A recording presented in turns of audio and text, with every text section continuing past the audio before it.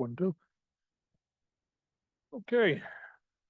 Welcome to the Board of Education, regular Finance and Operations Committee meeting, Wednesday, March 14th, time is 6 p.m. Please rise for the Pledge of Allegiance.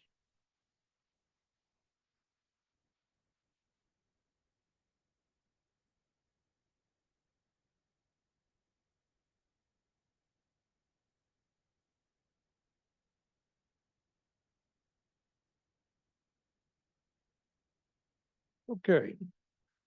First item on the agenda, approval of the minutes of 2-1225 regular operations meeting. So moved. You've seen the minutes. Any changes or additions? No changes or additions. Make a motion to approve. Motion to approve. I will second that. Dante's on. Can you hear us? I can hear you. All in favor? Aye. Aye. Aye, motion passes. Approval of the minutes 4/09/25 regular Finance Operations Committee meeting. Motion to approve. Second. Chair will second. Discussion, all in favor? Aye. Aye. Public comment. And we do not have public comment. Anybody online clamoring? Okay. We did not receive any public comment. Item number 4, 2025 budget update through 4/30/25. Bear in mind that I do it from here because I'm running the Zoom. Yep. Our fiscal year 2025 balance of April 30 was a negative $8,952,049. Our general control, transportation, pupil personnel services, and operations and maintenance of plant facilities remain the most significant areas of concern. The general control budget is over $91,132 due to increased professional services expenses. The transportation budget is currently over by $240,798. Pupil services is over budget by $7,054,726, while operations and maintenance of plant are over budget by $515,464 and $272,743 respectively as of the end of April. We maintain a budget freeze and only allow purchases directly supporting the curriculum, necessary paper products, emergency repairs, graduation, and all grant and student activity expenses. We are actively identifying areas where we can reduce encumbrances for goods and services. Currently, there are 698 purchase orders open. We continue to work on closing all purchase orders that are not explicitly related to curriculum, repairs, graduation, or necessary supplies. I will continue to closely monitor the fiscal year 2025 costs and continue to inform you of all areas of concern in the following months. Okay. No questions? Yes, if I may through the chair. I did have some questions. I'm noticing that transportation is still a hard point for us. And that's still largely due to the sped transportation. Special ed transportation costs this year, when we got the new contract, went up between 30 and 70%. So it was definitely something we did not budget for. Now, is this something where they came in maybe lower than we expected, or they expected, and they had to do an increase? What are some of these other overages from? The reasoning behind it was our contract was created so long ago. It was pre-COVID. We had a very long contract for our special education transportation. So when we went out to bid last year for this year, the prices went up exponentially. Okay. Operation and plant, and of course, maintenance plant, those, I find that those tend to be tied together. Would a portion, or a substantial portion of this be tied to, like the issues with the roof at Edgewood? Or are there other parts? No, We had three, roof leak, we had water leaks and stuff that. we did have water leaks throughout the district, Water mains. Yeah. but we also had water main breaks over the winter. There were 2 at schools and 1 here that had to be taken care of Yeah, I remember. because we that got one. the That yellow was the tickets. emergency repair. But that one was approved. But we still went over budget on that, or? It was not something we had intended not to something pay out of the planned. general fund. We thought we could use ESSER ARP money for it, and then it came down that the state would not allow that. Okay. As, the other question that I had, let's see. So, I had another question as far as for controlling costs and things like that. Are we planning, over the course of the summer, to be sending any school employees for any conferences or any kind of trainings or anything like that that maybe, would be, tied to, some of the budget, or would, that would add to the budget overages that we're currently experiencing? For the most part, the trips that people go on are paid for through grants. Okay, There's very few that happen that are paid for through the general Okay. fund. so we are planning on doing, some conferences or, Grants were written okay, in some cases a year and a half ago, so it was Hmm. well before we were in this predicament. okay, so it's money we already, because that was gonna be my next question, if there were, how was it gonna be funded? So it's gonna be, funded through, particular grants? Most definitely. Okay, I believe some of those are covered under the contract too, that we're required to pay for, It's true, they are contractual. the contractual, so we can't just okay, 86. so some of those are we're contractually obligated to provide. Now, let me ask you this, are there some that we could do that are, for that training, or are there some that we could do that are maybe more local that would help, maybe, offset some of that cost? I could not answer that question. You would have to ask Mrs. Fortin. Okay, Hello, through the chair. yeah, So Mrs. Fortin has arranged for the Avid training. I'm just giving you an example, the Avid training where we used to go out to state for that. Mhm. We're actually working on bringing the trainers in state. So that's an example of how we're utilizing in-state rather than having people go out of state for conferences. thank you. Good. See here. I hope you don't mind me asking this, but, for Mary's, deputy superintendent position, is she now being paid, the deputy superintendent's, current salary? Or is she still being paid, her salary plus a stipend? So at this point, the schedule of payments. Yes, We may be off by a week or two, but she will now be on the regular Okay. deputy superintendent's salary. okay, all right, Once the next cycle starts. all right, excellent. Payment cycle starts. Okay, that's good. I guess the last question I have would be, I know that we have, there's been discussions about a budget workshop. We've been hearing about it. We're closing in fast on voting on the budget. Are we still planning on doing a budget workshop? With all the commissioners and, some other people? It's been discussed, and that's why I asked. I have not discussed with Chair Pons about doing a workshop with the Board of Ed Commissioners. We've done some workshops with our unions, but I haven't had that conversation with Chair Pons. Through the chair. Okay, all right, because it was mentioned that we were gonna be, holding a workshop, and I haven't seen anything yet, so.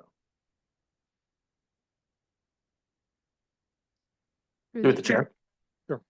Commissioner Tagarella wanted to speak. Go ahead. With respect to the workshop, Tagarella? can you hear me?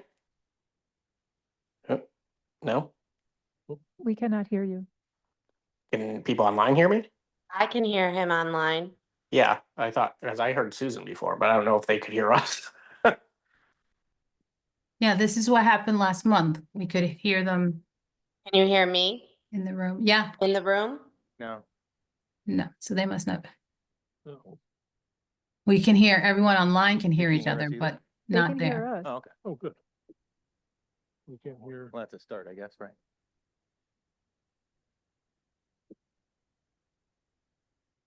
Ah, this is unfortunate.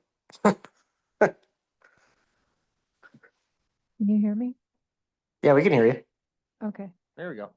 Oh, you can hear me now. Perfect. With respect to the workshop, I think the city is voting on the final budget next Monday. It's either next Monday or Tuesday. So I think that will give us an indicator of where we actually stand in terms of our budget. And so I think it'd be a good idea to have a workshop following that when we get the final number. Makes sense.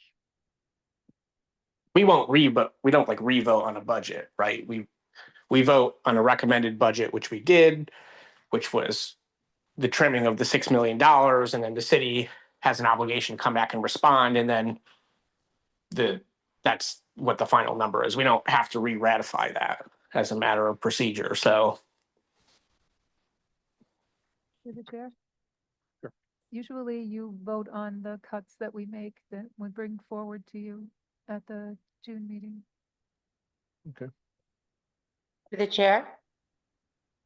go ahead. Yes, so what I had offered was when the superintendent receives the final number, if it's less than what we actually requested, which it looks like they reduced that amount by almost $4 million. What would happen is the superintendent would propose a budget with the possible reductions for the Board of Finance. And then it would have to go to the full board for approval. And at that point or sometime in that time period, a workshop would be appropriate to discuss the different reductions that will have to happen and give the board the opportunity to voice their opinions on what they would like to see cut, or what they would not like to see cut. So it was always, the plan was always to allow the board the opportunity to have those discussions, but it was premature to have the discussions before we knew how much money we were actually going to get. Okay, thank you. Thank you. Also, then there's potential legislation in the, correct? And then the session doesn't end until June, is it June 4th? June 4th, but you can Which is our never board meeting date. trust 100% of what the state says they're going to give you, because every year they say they're going to give us a certain amount and then don't. So it's good to be very conservative based on what they're saying. So then we would know. Okay. I just had one more comment that Yeah, go ahead. Eric, can I speak? Yes, you may. Okay, thank you.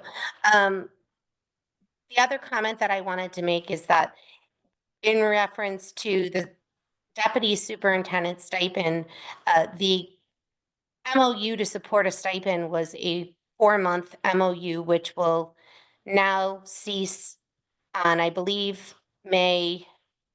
on Monday, I believe, is the last day that the stipend would have been in effect. And what that means is that the total amount that could have possibly been funded through that MOU was in the 30 to 35 range. But what will actually happen much less than that. We can ask Lynn for a total on that to have full transparency to the public to show that we did not ever pay anyone $288,000 a year. That was actually completely fabricated math.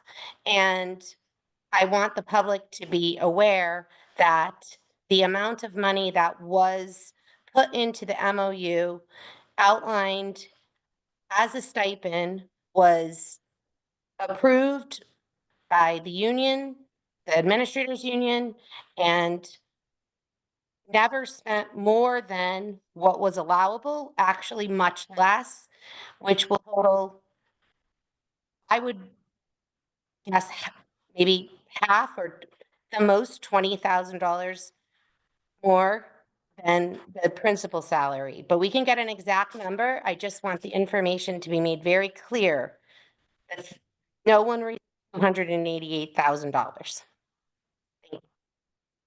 Thank you. Okay, next item, cafeteria report. Our snapshot balance shows a surplus of $618,245 as of the end of April. Side note, we will no longer receive additional COVID funding this year, which we have been getting for the past 3 years, which was approximately $180,000 per year. We served our scholars 43,152 breakfasts, 95,940 lunches, and 1,784 after-school snacks.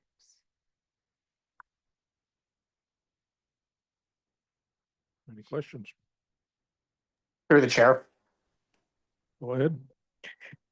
Because we're no longer getting anything additional, are we looking at ways to conserve in this program and to get it close to zero or profitability as we move forward? It's really difficult to give a zero balance budget because we don't know how much we're going to receive the next year. We're doing this budget in November and we don't find out how much we're going to get paid back by the state until July of the next year. So we do our best to figure it out based on what we have and what we assume to be. Yep, that's fair. I think that from the revenue perspective, I just mean operationally and from the expense side of managing our expenses and operations. Have we started to look at those things?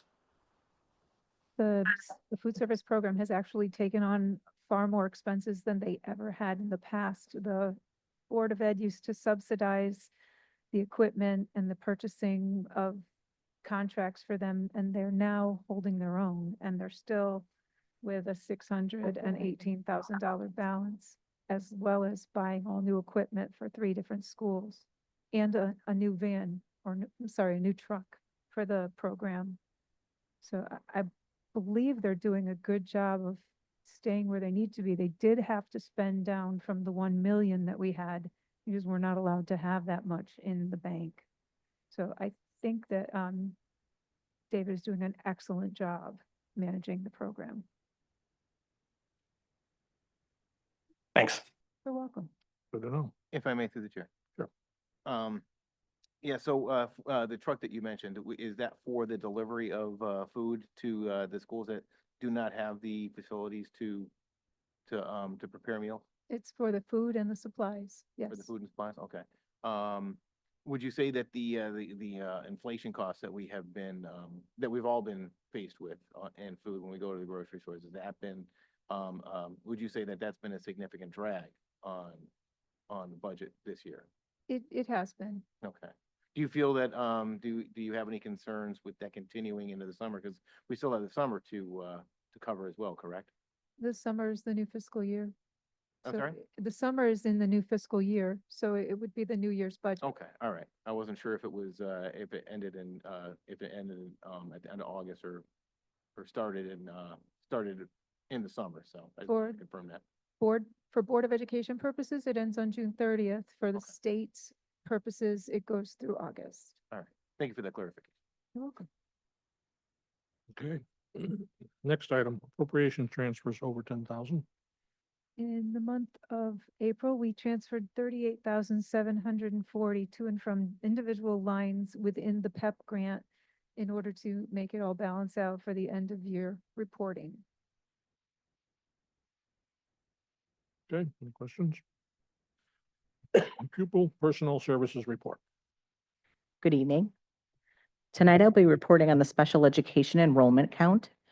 As of May 1st, 2025, 1,839 of the 8,094 enrolled Bristol students are identified as requiring special education programming. This enrollment reflects 22.72% of the total BPS student population. As of May 1st, 125 students with disabilities require out-of-district placements at private special education school programs. There are 93 students requiring special education programming at other public out-of-schools that would include magnet schools. During the month of April 2025, 22% of the newly registered students were identified as requiring special education programming at the time of registration. There were no newly enrolled students receiving their programming in an out-of-district school program for the month of April. And during the month of April, there were 22 211 calls and 8 911 calls. I do have an additional report to go over, but are there any questions about the student special education enrollment count? No, proceed. Thank you. So at the most recent Board of Education meeting, one of the items on the agenda was the approval of our preschool policy. During the discussion, there were a few questions that came up regarding tuition for preschool age children. And so I'm just going to speak a little bit about that. And we do have Mrs. Sugarman here, our supervisor of early childhood programming, if we have any additional questions. But for the group to know, historically, many of the Connecticut school districts used to provide preschool education at no cost. However, as we've seen over a number of years, the demands for early childhood education has surged, not only in Bristol, but across the state. This particular surge has been seen mostly within urban area districts who often faced financial constraints. To support families and to ensure equitable access to preschool education, Connecticut has implemented a variety of different school grant programs, one of which is the School Readiness Preschool Grant. This initiative provides funding to high-need communities to offer affordable, high-quality early care and education services. Under the program, districts may charge parent fees based upon a sliding scale that is determined not by the district, but by the Connecticut Office Early Childhood Office. And then just for you to know, state legislatively, that because of the response of the needs of our students, but then also because of the financial challenges within the district, Governor Lamont had proposed a $300 million universal preschool endowment for the years between 2025 and 2027. With that, the aim is to increase the number of school readiness seats. His proposal was to increase slots up to 2,032. I can say that Mrs. Sugarman fought hard at the state level and she got Bristol 15 additional seats, which allows for additional funding for us. So this is part of the reason we've been so passionate and adamant about some of the particulars around preschool, because it does impact funding when we make certain changes. In terms of our sliding scale, we do follow the legislation and the guidance from the Early Office of Childhood Office. I believe that Mrs. Sugarman shared some of the forms that we have for families to share, you know, what and how they are in need. It is a confidential process. It is vetted by a committee of members. And again, it follows the procedures that are outlined by the Early Childhood Office. So that was a brief summary of the tuition and the sliding scales. Are there questions regarding our process? So if I may through the chair. Sure. So the additional seats that we're looking at, it's an additional 15? Yes, Mrs. Sugarman was able to get 15 additional seats in Bristol. Well, okay, so how does that impact the funding? I'm assuming, you know, you get additional funding for each additional seat. Correct. What does that look like?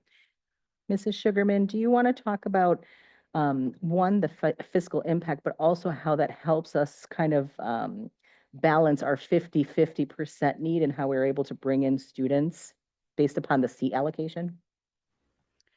Sure, absolutely. Can you hear me okay? Yes. Okay. Yes. So the Office of Early Childhood, as Amy mentioned, opened up a process to receive additional seats beginning in June of this year. Bristol was awarded 15 additional seats in the amount of $45,000 as an added to our pre-K budget. For next year moving forward, the process changed slightly. They said we're going to allocate additional funding and you can determine the space type based on your program and your community needs. So for next school year, we were able to receive an additional $90,000 on top of the money already budgeted for our school readiness program.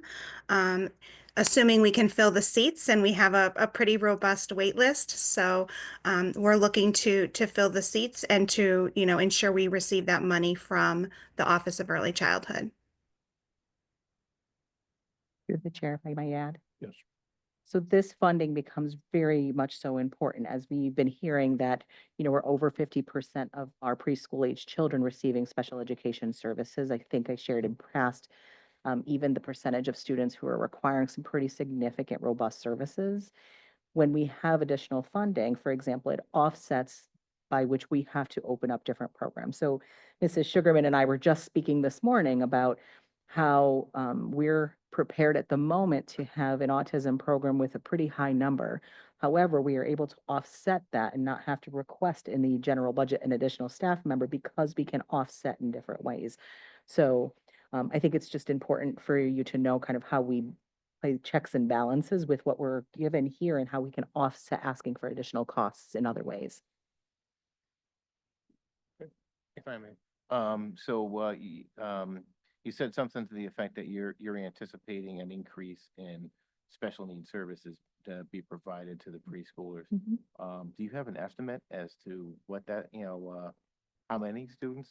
Or is it still too, because they haven't been really evaluated yet? I would say that the best number is truthfully offered to you maybe in that August time, September and October, it's really finalized. Right now, I can tell you just for our lead autism program, we know that if we leave things as is, we would be starting the program with 13 pretty significant needs in an autism program, which is not ideal. So we need to calibrate that. With that said, it is important to know like the number of students that leave our district and come into our district fluctuates so much, especially at this time. Oftentimes we even choose not to give you numbers in July because they're just so skewed by when people are enrolling and disenrolling. But we watch that very closely every month. I'm sure Mrs. Sugarman can attest that every other week when we're meeting together, we're looking at our program numbers, looking where we need to make shifts so that we can make sure we're programming for children appropriately. Okay. Depending on what we find, for the need of students, we'll have already gone, we've already voted on the budget. So that number will be, that number will be set. What happens if some of these students, are in greater need than what we've already budgeted for? Do we have any kind of plans in place to kind of offset those costs? Oh, that's a great question. I would say the easiest answer I could say is in pupil personnel services, we're always looking about how we make things equitable, where we can share, how we combine. With that said, there are times that we have no more wiggle room and we have to either create a program. I think you saw that a couple springs ago where we had to open up another destinations program, which saved us a lot of money. But it was an investment and we've kept that program going and we've been at full capacity ever since. So there are times that we do need to open up additional programming or request additional staffing. At this time, right today, as of May 14th, we have vetted the entire district, all the programs, all the case manager lists, and we feel like we're adequately equipped to meet all of those needs. The tricky part is we never know what will happen, who will move out, who will move in, and we have to respond to those. I will say there's not much wiggle room. Okay. And I don't mean to put you on the spot on this. No, that's one. okay. I do apologize, but I'm not gonna lie, I've been a fan, I've been a fan of closing, Edgewood because I think it would help to reduce our expenses. It would help reduce our square footage, our footprint in general, in terms of maintenance and things like that. However, would there be a benefit to expanding special needs services in a school like Edgewood, to, maybe greater than what we are currently doing? So actually adding more classes and being able to provide, more services in-house, that we can kind of, the kids can be closer to home, less travel time for them, it's good for the families, getting the services that they need here in their community. Just better all around. I think it would be a win-win situation. What do you think, is there a possibility, is there a feasibility of opening up more classes for children with special needs in Edgewood? Well, I'm going to answer that in two different ways, if that's okay. So the research and, all the discussions in the state of Connecticut are showing and highlighting that our students, or our children, I should say, early children, are coming to school districts with higher and higher needs. Hmm. They also say that the more services that you remediate at earlier years, it will save you exponentially in the long run. So I do believe that the more that we can support that preschool intensive service will save Bristol Public Schools in the end. I will share that Ms. White and I and Ms. Sugarman and a couple other supervisors, we have talked about a really creative way of servicing a bunch of programs in a more collaborative way, but that also might be able to bring students home. Not ready to share it just yet, Sure. but I will be putting a proposal together that will be embedded in the next budget presentation. And I really think that we would make some strong forward movement if we were moving in that direction. I just feel like it's too premature to share. Sure. Too Well, I'm many glad I asked the details. question. I look forward to hearing the proposal. Through the chair. Go ahead. Just wanted to kind of tag in on not the same question, but the same topic. And specifically, I think, the desire to provide more services to increase our long-term savings, right? The early investment to save down the road, right? I think one of the things that would benefit the district, and I think we did this before in our initial budget presentation when we talked about saving, millions of dollars by investing in specific programs. I think it's important that as we move along, we know that we're likely to end up in a deficit again in special education. And I think showcasing what the potential savings would have been had we invested fully in special education rather than cutting us by, $6 to $10 million. I think that will be helpful and illustrative along the way, because what we'll end up seeing is that we're going to end up paying for these services regardless. But to your point, I think if we can showcase that had we made those investments in the meantime, we've actually might have saved some money. I agree with that. Thank you. That's my thought, is that it's the outplacement that costs us the most money. We have very little control over that. Whereas when we keep it in-house, and again, dealing with the children at the youngest age and getting them prepared, I think will save money in the long run. Right now, it may seem expensive, but it could be more expensive down the line, so. I totally agree. And I think, having a centralized location where there isn't additive costs like transportation and tuitions, and instead potentially have a program that may charge tuition from other districts instead, especially if we had a enhanced service offering, would be a tremendous boon for the school district. So. Through the chair, if I might just add, I agree completely. I did do a recent analysis of where our out-of-district numbers and percentages compare to other similar districts, and I will tell you that we're either right at that same threshold or we're much lower than other thresholds, like New Britain, for example. With it all said, out-of-district is quite a cost. In order to bring students back, I think you might have heard me share at our city finance meeting that we have been talking for a few years about some ideas. However, as Dante has suggested, in order for those things to occur, we do have to invest upfront in order to see that come back to fruition, because we have no wiggle room. So we don't have the staff and the related services to make that happen. It would cost an investment upfront, which and then would return. So to Dante's point, when we go into the next fiscal year, I think you'll see some proposals, and I do think it's a good idea to talk about what the cost is, what the potential benefit is in the short term as well as the long term. And then if that is not moved forward, then what is the cost that ends up impacting us year over the year? Because I do think it's important to see that long term. And if I may, I would say it's not even just the cost of whether we do or we don't. Is it going to cost us more to not do it versus doing it? Mhm. There's also like for some of the students, I mean, I can recall from my own experiences. My child had to commute like an hour to get to that, to get to their school that they were being outplaced to, and so that's one way. So that's 2 hours there and back. So that's a long day A for, long time. it's a long day for the kids too. So, you know, if there's things that we can do to be able to provide them what, you know, what they need in their IEP and, you know, put them in a least restrictive environment where they can learn and grow, and be able to do it in-house. Not only do I think it's gonna, not only I think it could save us money, but I think it, you know, would be, I think it would be a better quality of life, you know, issue for the family and for the children.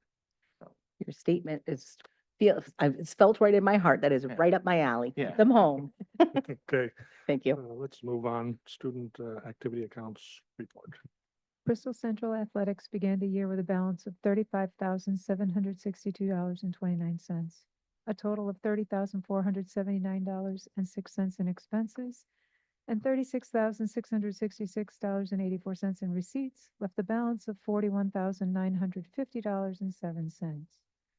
The Bristol Central Student Activity Fund began the year with $141,747.38. They had $121,484.90 in expenditures and $176,745.07 in receipts, leaving a month-end balance of $197,007.55. Bristol Eastern Athletics began this year with a $2,383.04 balance, a total of $17,880.26 in expenses, and $36,453.95 in receipts, left a balance of $20,956.73. Bristol Eastern Student Activity Fund began the year with $147,111.89. They've spent $103,392.02 in expenditures, $160,114.82 in receipts, leaving a month-end balance of $203,834.69. Any questions? Moving on, Finance and Operations Committee acting as the building committee. They have no report this month. Excellent. We've got too much stuff to do right now. Yes, sir. Old business. New business. New business, we have received an additional anonymous donation for our scoreboards, and Ms. Sarah Orner is online to explain it to you. Thank you, Lynn. Hello, everybody. I understand that I presented at the Board of Finance last month, and I last week presented to the Board of Education, where our donation for the Bristol scoreboards of $174,637 was approved. We received an additional quote for the Bristol Eastern Turf scoreboard to be relocated, which is going to require the work from RNC Electric. I worked with the finance department to secure a quote for the for that movement of the scoreboard. The quote came out to $13,985. The same donor who came forward with the original donation would like to cover the cost of that board being relocated. So the new total of the donation would be adjusted to $188,622.